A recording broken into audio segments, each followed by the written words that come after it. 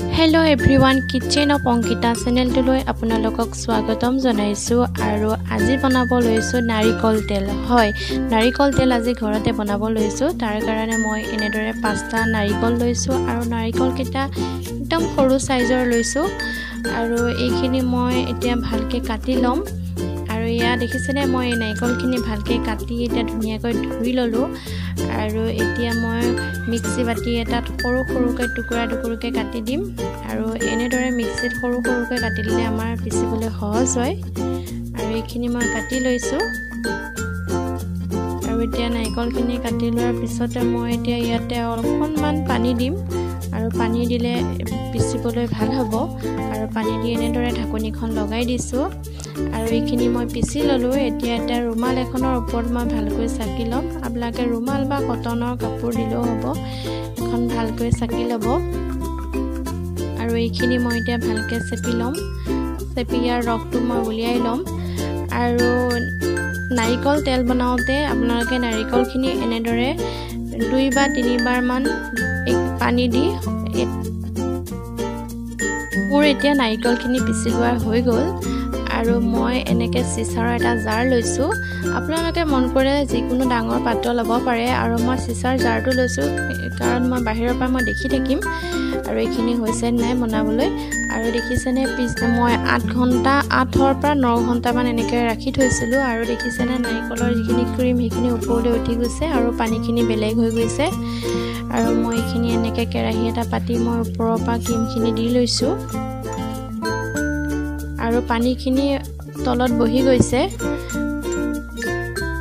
আৰু মই এনেদৰে ক্ৰীমখিনি গুটিখিনি উলিয়াই এটা কেৰাহীটোত দি লম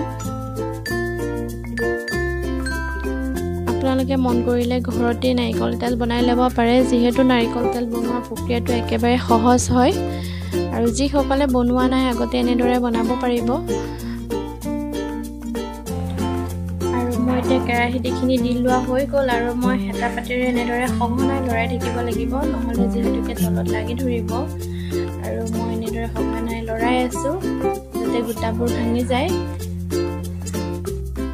আৰু এতিয়া মই ক্ৰীমখিনি ভালকৈ উতলিব দিছো আৰু উতলাৰ লগে লগে লাহে লাহে তেলখিনি ওলাব ধৰিছে আৰু এইখিনি সময়ত সঘনাই আৰু লৰাই থাকিব লাগিব আৰু তেল ওলোৱা প্ৰায় আৰম্ভ হৈছে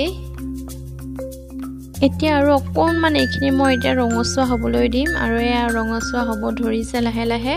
তেলখিনিও ভালকৈ ওলাই গৈছে আৰু মই এনেকৈ বাটি এটা পাতি লৈছো আৰু এইখিনি ওপৰতে মই এতিয়া ৰুমাল এখন দি পেলাই মই এতিয়া তেলখিনি ইয়াত সাকি ল'ম আৰু এনেদৰে সাকি ল'ব আৰু বজাৰৰ তেলবিলাকত বিভিন্ন ধৰণৰ কেমিকেল ইউজ কৰে গতিকে আপোনালোকে কম সময়তে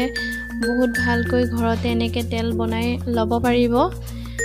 আৰু এইখিনি মই এতিয়া ভালকৈ সেকি লৈছো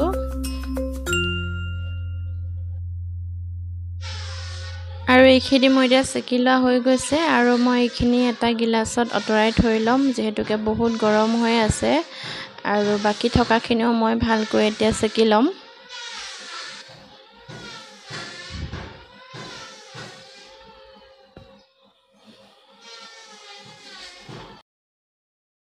আৰু তেলখিনি গৰম হৈ থাকোতে গৰমে এনেদৰে সেকি ল'ব লাগিব তেতিয়াহে গোটেই তেলখিনি ওলাব আৰু মই এতিয়া তেলখিনি ইয়াতে ঠাণ্ডা হ'বলৈ দিম যিহেতুকে বহুত গৰম হৈ আছে আৰু ঠাণ্ডা হ'বলৈ দিম আৰু তেতিয়া মই এটা ভালকৈ আৰু এতিয়া তেলখিনি লাহে লাহে ঠাণ্ডা হৈছে আৰু মই এনেদৰে চিচাৰ বটল এটা তেলখিনি ভৰাই ৰাখিম আৰু আজিৰ ভিডিঅ'টো যদি চাই আপোনালোকে ভাল পালে তেতিয়াহ'লে মোৰ চেনেলটো সাবস্ক্ৰাইব কৰিবলৈ নাপাহৰিব আকৌ লগ পাম নতুন এটা ভিডিঅ'ৰ সৈতে